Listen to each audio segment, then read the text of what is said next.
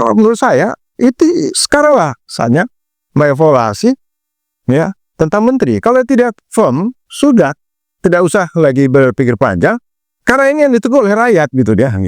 Nah jadi ini juga beriring dengan political support, dukungan politik kepada publik. Ya. Sebenarnya Pak Prabowo ini kekuatannya itu adalah pada publik gitu. Ya kalau ada partai antara iya dan tidak, itu bisa juga diabaikan.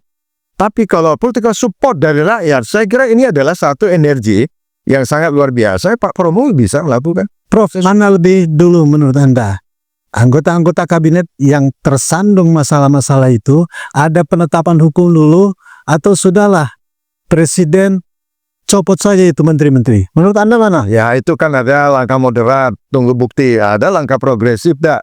Kalau sudah dikasih stop, tinggal nanti pembuktian dihukum. Kalau faktanya sudah kuat, tidak pun harus ke peradilan, ini sudah bisa diskusi. Kenapa bisa? Karena ini adalah putusan politik, gitu loh. Kecuali kalau itu menyangkut keputusan hukum, gitu loh. Karena menurut Pak Kaban tadi, lepas dari terbukti atau tidak ada pelanggaran hukum di situ, tapi tetap saja menyita konsentrasi dan tidak fokus lagi sang menteri. Jelas itu artinya kan ada istilah lain. Itu yang namakan dengan political decay.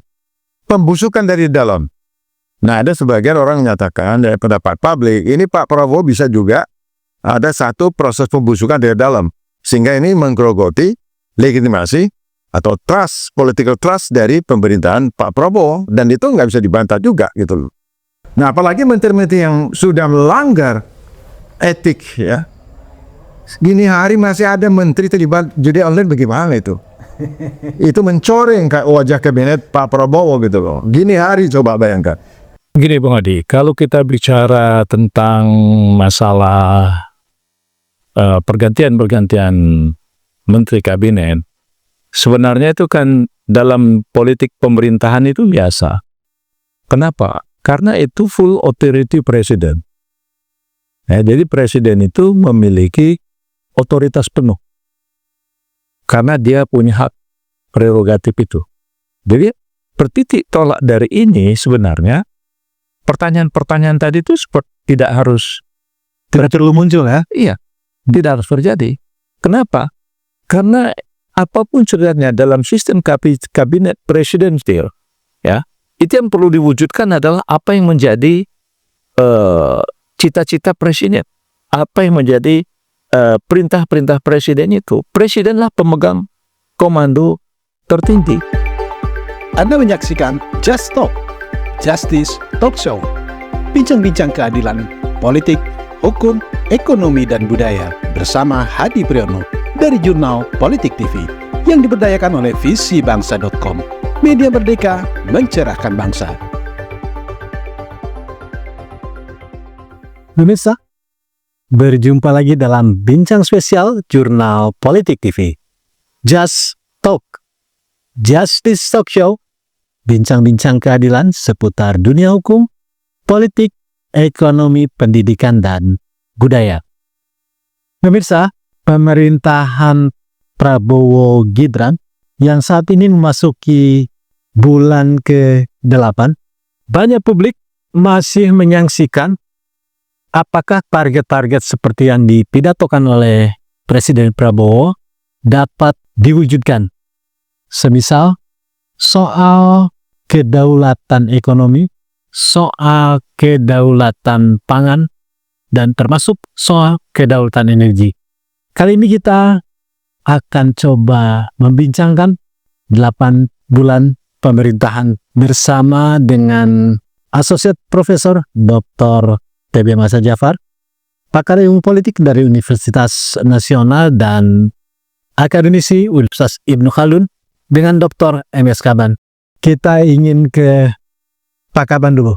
Pak Kaban, dari sejumlah pidato-pidato yang disampaikan oleh Pak Prabowo, oleh Presiden kita, banyak harapan publik itu bisa diwujudkan.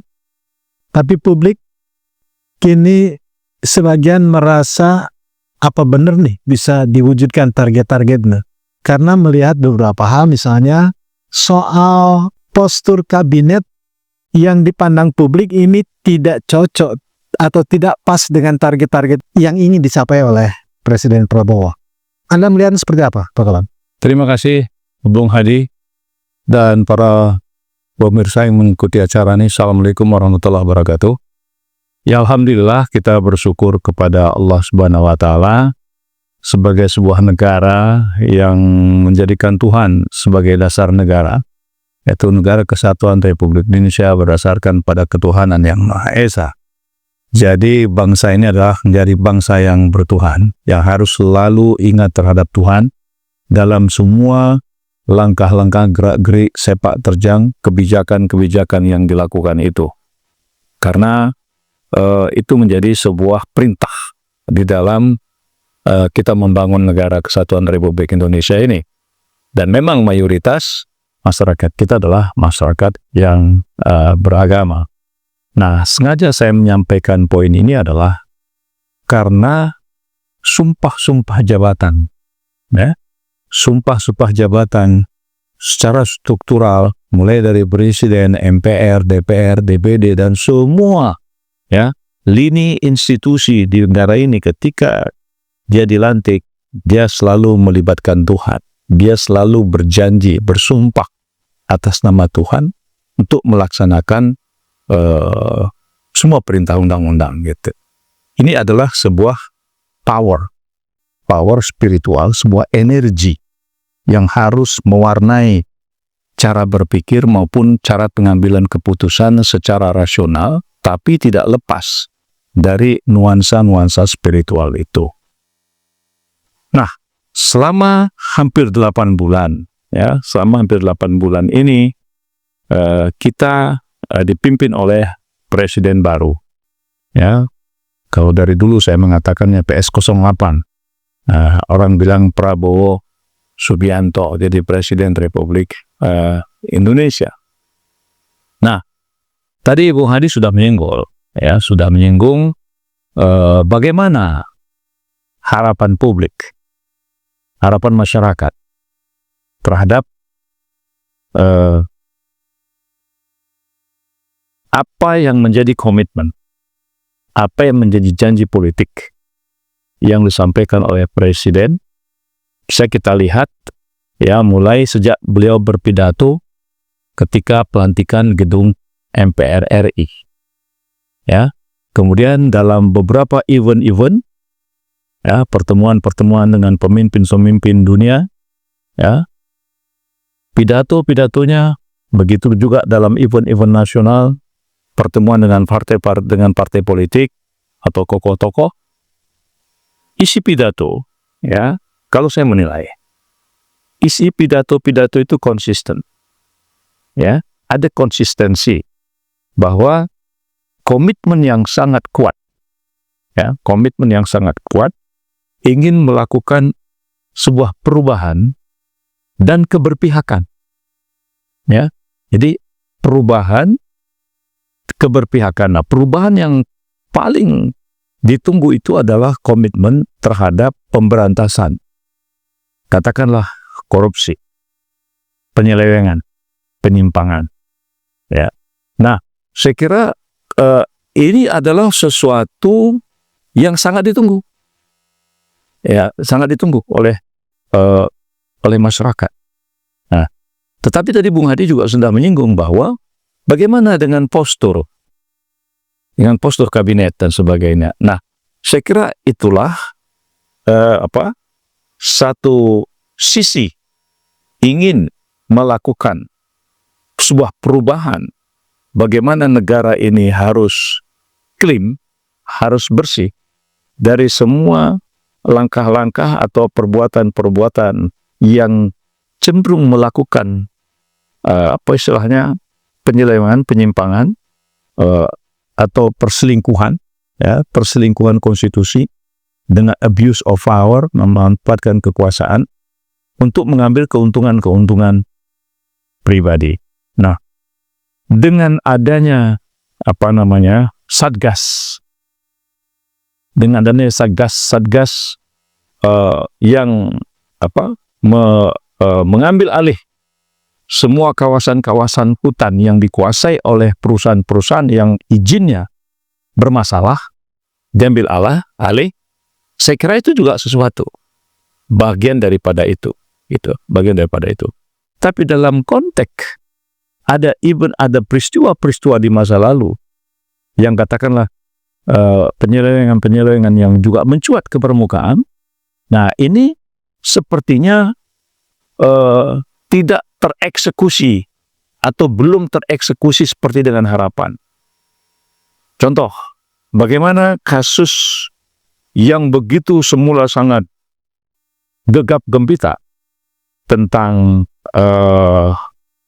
Pertamina, ya, yang itu sudah menjurus kepada beberapa nama orang, tapi kemudian ketika Menteri BUMN Erick Thohir bertemu dengan Jaksa Agung, kenapa berita ini, persoalan ini menjadi senyap?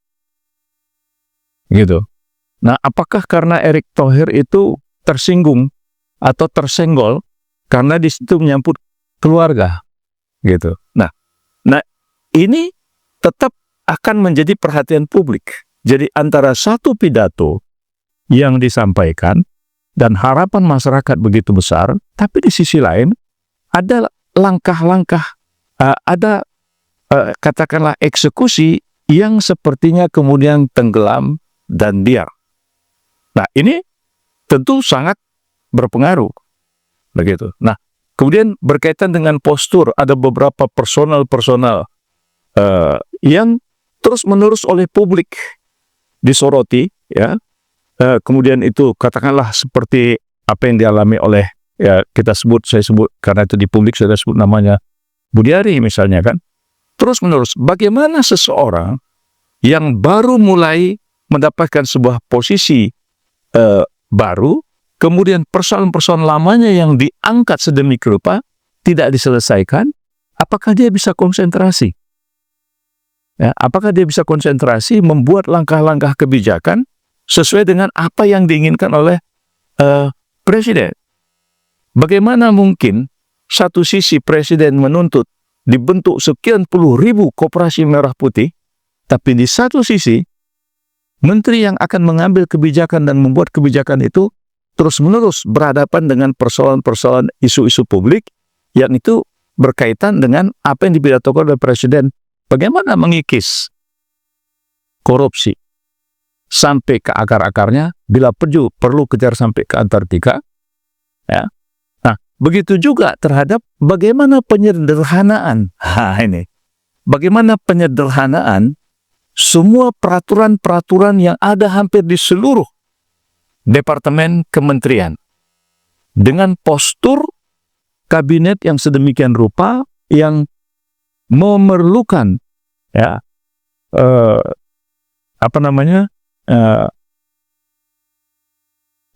memerlukan satu langkah-langkah yang sangat spesifik dengan bidang-bidang tugasnya. Jadi uraian-uraian jabatan atau analisa-analisa pekerjaan yang dilakukan dalam satu kementerian yang dulunya hanya satu, kemudian sekarang menjadi 3. Itu kan sesuatu, ya. Jadi bagaimana Presiden memerintahkan supaya semua peraturan-peraturan teknis di kementerian itu harus disederhanakan. Sementara postur itu justru tidak sederhana. Satu sisi ingin menyederhanakan, tapi di sisi lain postur tidak sederhana. Jadi ini ada semacam ketidakkonsistenan itu mengambil langkah-langkah. Bukan paradoks, ya? Boleh disebut paradoks? Ya, ini paradoks Indonesia. Nah, jadi kita melihat itu. Nah, tentu semuanya ini akan kita lihat ke depan, ya. Kita lihat ke depan bagaimana nanti indikator-indikator ekonomi, ya, indikator-indikator ekonomi dengan suasana yang seperti itu, sehingga tentu publik mengharapkan ada sebuah konsistensi yang sangat tegan dari Presiden. Ya, saya mengikuti bagaimana bahasa hapuskan semua hal-hal yang mempersulit. Ya kan? Bagaimana semua hal yang mempersulit itu harus dihapuskan. Nah, pertanyaannya, siapa motor penggerak penghapusan itu? Instruksi Presiden secara lisan sudah. Tapi bagaimana eksekusinya per departemennya itu tadi di tengah-tengah postur yang sedemikian rupa. Nah, jadi dalam 8 bulan ini, itulah yang kita lihat bahwa ada konsistensi, ya, keinginan Presiden, ya, terhadap bagaimana untuk melakukan sesuatu yang terbaik untuk mengangkat ekonomi Indonesia. Perlu perbaikan postur kabinet atau mungkin ya tercapai target-target yang disampaikan oleh Pak Prabowo tanpa merubah postur kabinet? Saya kira begini, dari awal kita sudah mengatakan kalau Tambun, ya, bongsor, itu kan jalannya tidak lincah. Nah, sementara bahasa untuk penyederhanaan, semua peraturan-peraturan teknis itu membutuhkan perampingan. Gitu. Jadi, perampingan itu tidak diimbangi apa? Kebongsoran itu tidak bisa diimbangi oleh perampingan tadi. Nah, sudah tentu jalannya ini akan tetap berjalan, tetapi persoalan-persoalan akan sangat muncul. Karena untuk menyederhanakan peralatan teknis itu membutuhkan waktu.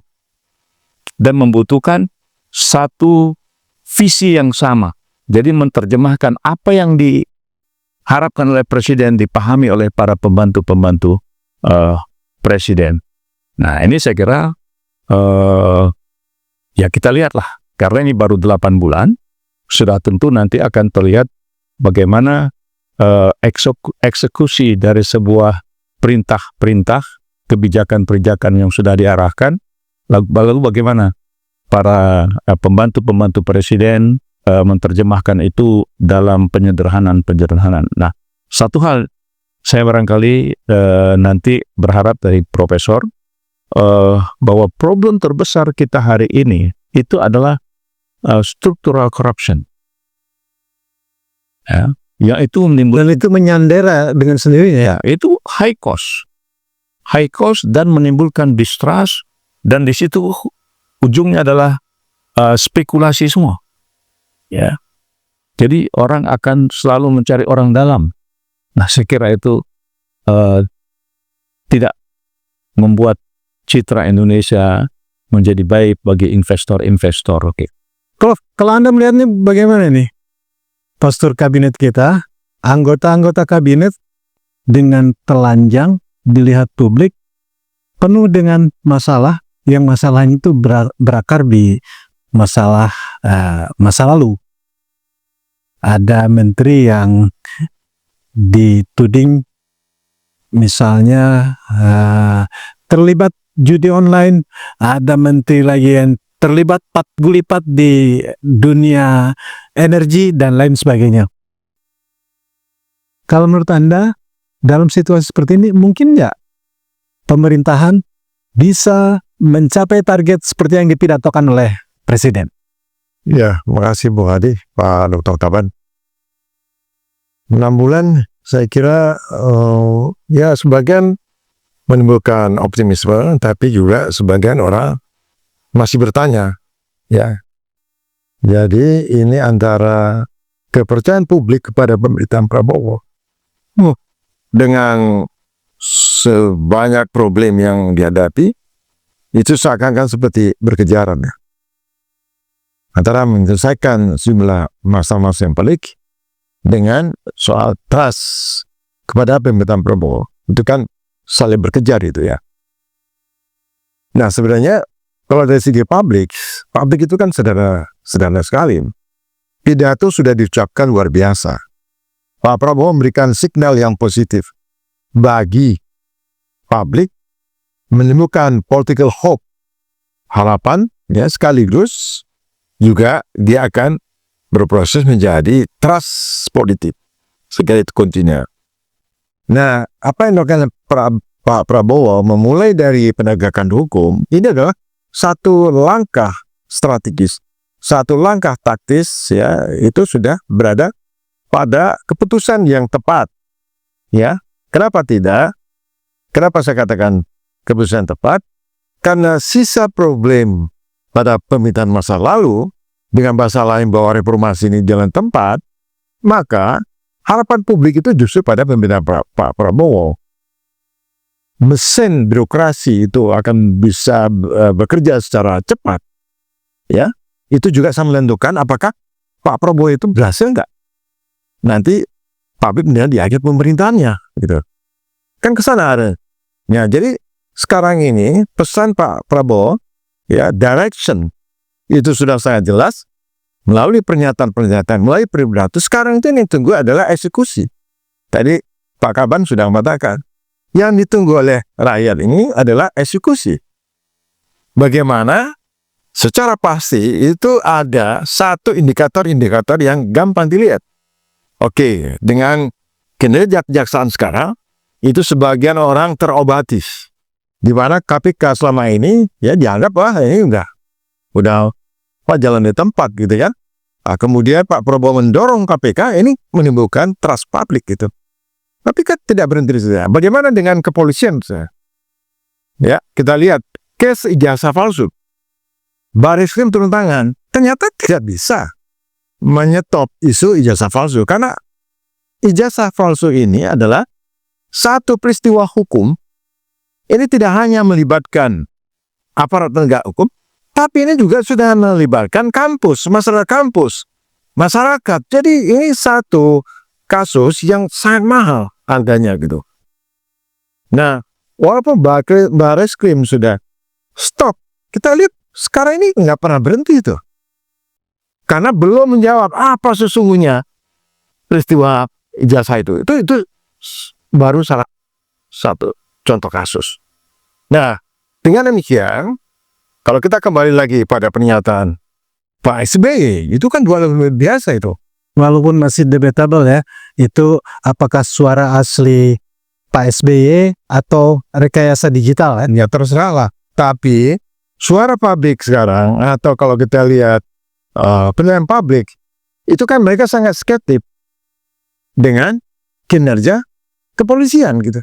Ya, karena setiap langkah hukum itu selalu kita tidak mengatakan bahwa ini pasti ada backupnya kepolisian. Ya, banyak kasus kita lihat ya. Nah, artinya apa? Artinya dalam rangka penegakan hukum itu kan masih pincang. Mestinya lembaga-lembaga penegakan hukum, aparat penegakan hukum, itu kan sebenarnya dia melangkah lebih awal. Karena ini kaitannya pada soal kinerja. Birokrasi, ini kaitannya dengan target pencapaian. Ini ada kaitannya terhadap garansi terhadap investasi, investor, ya, kepastian hukum di dalam bisnis itu. Ini ada kaitannya terhadap keamanan, kenyamanan dari rakyat di dalam menjalankan usaha-usahanya. Jadi rentetannya banyak sekali. Nah, tidak mungkin lagi ya menunggu terlalu lama karena jabatan presiden itu kan 5 tahun. Kalau 1 tahun saja itu tidak ada satu indikator yang cukup signifikan untuk menyatakan bahwa betul Pak Prabowo ini adalah sekarang ini sedang berlari. Tapi kalau pada level eksekusi, ya itu masih kelihatannya belum ada satu perkembangan yang cukup signifikan, maka kita sudah bisa menilai gitu, apakah pidato-pidato Pak Prabowo itu bisa nggak tercapai. Nah, jadi kembali lagi Bung Hadi, jadi Anda kaitkan dengan soal kabinet. Soal kabinet itu soal eksekusi. Apakah para menteri ini mampu nggak mengeksekusi? Publik menuding instruksi atau pesan-pesan presiden itu tidak akan berjalan efektif karena ada matahari kembar. Beberapa anggota kabinet masih mengacu pada matahari yang sebelumnya terbit gitu, ya kan? Anda setuju ada matahari kembar? Ya, terlepas apakah matahari kembar apa matahari apa namanya berlapis-lapis, isunya bukan di situ. Isunya tetap pada proses penegakan hukum. Jika ada menteri yang tidak firm ya terhadap tidak taat pada aturan atau terlibat pelanggaran hukum, tidak ada cerita Jadi kita nggak usah kaitkan dengan matahari kembar, walaupun secara politik itu kan suatu faktual ya. Sudahlah, rakyat itu kan memahaminya kan sederhana. Kalau hukumnya tegak, siapapun, ya menteri yang terlibat judi online, menteri yang masih terlibat pada rente ekonomi dan seterusnya ya, itu tidak ada cerita. Apalagi kalau kinerjanya itu tidak terdongkrak gitu. Malah kita lihat ada juga menteri yang masih bingung mau kerja apa. Misalnya ada menteri datang ke satu lembaga ya, hanya ngurus soal kenapa ijazahnya tidak dikeluarkan gitu. Nah, kalau menteri hanya ngurus soal ijazah, ngapain? Pertanyaannya kemana fungsi-fungsi pada level staffing gitu ya? Itu kan terlalu kecil. Hanya untuk mengatakan ini ada ijazah yang ditahan oleh satu perusahaan, oleh satu BUMN, menteri langsung nanya, saya kira mubazir. Kalau menteri hanya untuk mengurus soal itu, artinya itu yang saya bilang. Jadi sebagian menteri ini masih belum punya orientasi gitu. Nah jadi kalau Anda bilang bagaimana? Kalau menurut saya itu sekarang lah saatnya mengevaluasi ya tentang menteri. Kalau tidak firm, sudah tidak usah lagi berpikir panjang, karena ini yang ditunggu oleh rakyat gitu dia. Nah jadi ini juga beriring dengan political support, dukungan politik kepada publik. Sebenarnya Pak Prabowo ini kekuatannya itu adalah pada publik gitu. Ya kalau ada partai antara iya dan tidak, itu bisa juga diabaikan. Tapi kalau political support dari rakyat, saya kira ini adalah satu energi yang sangat luar biasa. Pak Prabowo bisa melakukan. Prof, mana lebih dulu menurut Anda? Anggota-anggota kabinet yang tersandung masalah-masalah itu, ada penetapan hukum dulu, atau sudahlah Presiden copot saja itu menteri-menteri? Menurut Anda mana? Ya itu kan ada langkah moderat, tunggu bukti. Ada langkah progresif, dah. Kalau sudah dikasih stop, tinggal nanti pembuktian dihukum. Kalau faktanya sudah kuat, tidak pun harus ke peradilan, ini sudah bisa diskusi. Kenapa Pak Kaban tadi? Kenapa saya bilang? Kenapa bisa? Karena ini adalah putusan politik, gitu loh. Kecuali kalau itu menyangkut putusan hukum, gitu loh. Karena menurut Pak Kaban tadi, lepas dari terbukti atau tidak ada pelanggaran hukum di situ, tapi tetap saja menyita konsentrasi dan tidak fokus lagi sang menteri. Jelas itu artinya kan ada istilah lain. Itu yang namakan dengan political decay, pembusukan dari dalam. Nah ada sebagian orang menyatakan dari pendapat publik, ini Pak Prabowo bisa juga ada satu proses pembusukan dari dalam, sehingga ini menggerogoti legitimasi atau trust, political trust dari pemerintahan Pak Prabowo, dan itu nggak bisa dibantah juga gitu loh. Nah oleh karena itu seperti yang saya katakan, tidaklah usah dia terbukti secara hukum, indisipliner saja, ya tidak taat pada direction presiden, itu bisa diberhentikan, tidak usah menunggu. Nah apalagi menteri-menteri yang sudah melanggar etik ya, gini hari masih ada menteri terlibat judi online, bagaimana itu? Itu mencoreng wajah kabinet Pak Prabowo gitu loh. Gini hari coba bayangkan. Itu kan di luar di luar ekspektasi publik gitu. Nah kalau menurut saya ya, itu saja sudah bisa dilakukan penegakan disiplin. Nah oleh karena itu Bung Ade ya, saya ingin mengatakan penegakan hukum itu adalah prasyarat bagi percepatan kinerja pemerintahan Prabowo.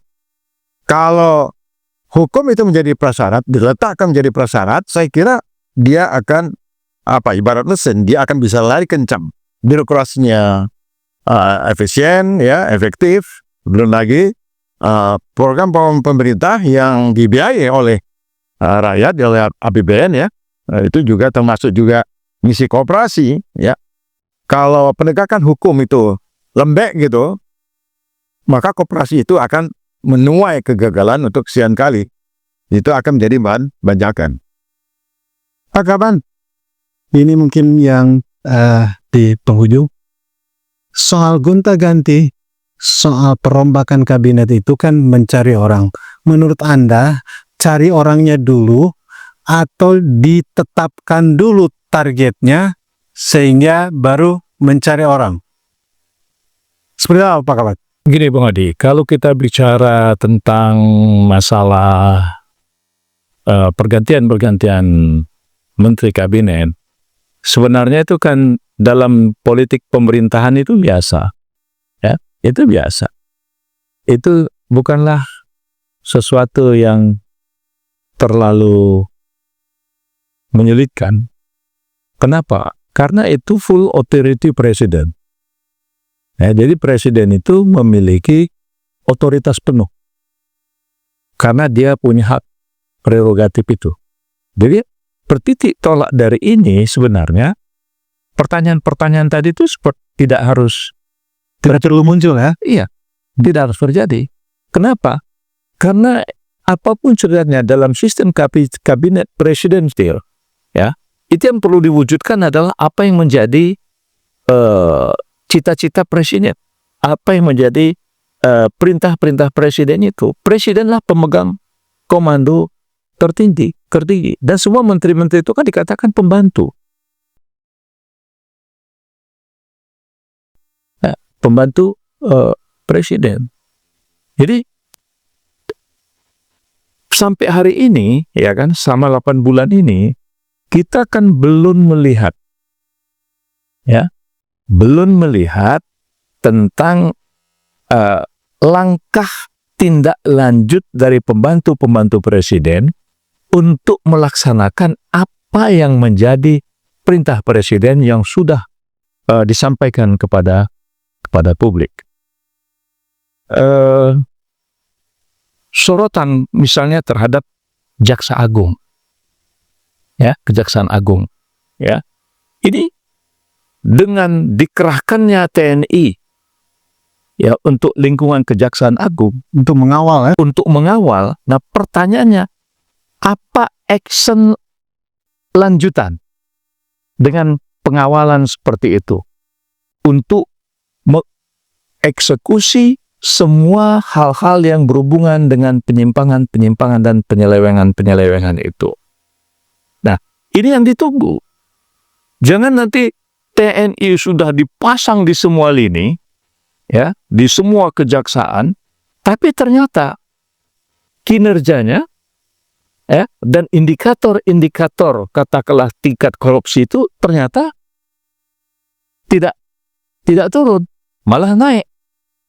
Nah, ini lalu orang bertanya, ada atau tidaknya TNI mengawal? Wis podo wae. Wis podo apa? Jadi sama saja. Jadi untuk apa? Kan gitu. Nah, begitu juga misalnya dengan satgas-satgas yang mengeksekusi kawasan-kawasan hutan. Oke, itu dikuasai oleh negara. Tapi mana lanjutan untuk sebesar-besar kemakmuran rakyat? Menurut Anda Presiden Prabowo berani melakukan reshuffle karena publik banyak juga tak sedikit yang meragukan karena soal isu matahari kembar itu. Saya pikir saya tidak terperangkap kepada masalah istilah matahari kembar. Karena Joko Widodo itu sudah selesai. Dia bukan presiden. Dia hanya bekas presiden. Ya, bekas presiden sama dengan bekas menteri. Sama-sama bekas. Cuma dia presiden. Jadi saya pikir nggak ada istilah itu. Ya, nggak ada istilah matahari kembar. Komando itu ada pada presiden. Nah, Joko Widodo, ya, dalam konteks yang dibahas oleh profesor tadi, itu harus berani mengambil resiko dan pertanggungjawaban terhadap isu masalah ijazah palsu ini. Ya, dia harus berani secara terbuka itu. Ya, tidak perlu ngeles sana, tidak perlu ngeles ini, makin ngeles, makin dibuka data, itu semakin menimbulkan prasangka. Nah, semua peristiwa-peristiwa yang berhubungan dengan masalah prasangka negatif atau hukuman terhadap bahwa ini memang betul terjadi penyelewengan dalam masalah soal ijazah ini, itu akan berdampak nanti pada presiden. Kenapa? Karena penegakan hukum. Ya, penegakan hukum. Jadi ketika Bareskrim menyetop itu, ini kan sudah pelanggaran hukum. Bayangkan Bareskrim Polri, ya kan, itu menyetop sesuatu yang dituntut rakyat untuk diselesaikan di pengadilan. Dan itu bukan kewenangan dia. Dan itu bukan otoritas dia. Jadi, ini akan memukul nanti pada presiden. Gitu. Jadi, saya tidak melihat bahwasanya apakah pakai target dulu, karena presiden sudah pidato. Ini yang harus dikerjakan. Dia sudah sampaikan itu di depan seluruh aparat. Anda yakin Presiden akan gunakan hak prerogatifnya untuk merombak ini? Ya, saya berharap, kita berdoa kepada Allah lah, ya kan? Karena Allah yang membolak-balik hati manusia, gitu kan? Jadi, ya salah satu cara paling lemah sekarang doakan presiden. Doa Catatan terakhir supaya berani melakukan perubahan itu, gitu kan? Tapi beliau sebagai mantan Pangkostrat, mantan Danjen Kopassus, saya kira nggak ada lah istilah takut terhadap gitu. Kita aja resimen berani, masa Danjen nggak berani, gitu kan. Jadi saya pikir itulah. Jadi kalau menurut saya istilah Matahari Kembar tuh udah ditutup, ya. Joko Widodo adalah manusia biasa seperti biasa, dan kita harus mulai berani, bangsa ini harus mulai berani menegakkan hukum kepada siapapun, ya. Orang ketua MPR aja pernah diadili, ketua DPR pernah diadili, ketua Mahkamah Konstitusi pernah diadili, menteri-menteri banyak yang sudah diadili. Kok mantan presiden, ya, jelas-jelas tidak bisa mempertanggungjawabkan, dibiarkan. Saya pikir ini jangan kita biasakan. Lihat bagaimana di Cina, lihat bagaimana di Korea Selatan, semua mantan presiden atau presiden yang salah itu langsung dihukum. Jadi wibawa negara itu tinggi, dan orang mau investasi juga berdatangan karena orang tahu penegakan hukumnya konsisten, gitu. Jadi saya pikir ya ini barangkali kalau Joko Widodo ikut mendengarkan ini, sudah, kalau memang salah ngakui aja salah, selesai, gitu. Prof, catatan akhir Anda dari diskusi kita? Ya, tadi saya sedikit menambahkan, Bung Adi, ya. Semua mantan presiden di Indonesia ini diadili, termasuk Pak Harto.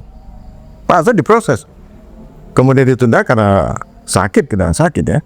Artinya itu masuk pada proses pengadilan, gitu loh. Untuk membuktikan apa benar kesalahan Pak Harto itu memang sesuatu yang faktanya, ya. Nah, kembali lagi, saya hanya satu kata saja, bahwa hukum itu menjadi prasyarat untuk mempercepat kinerja pemerintahan Prabowo.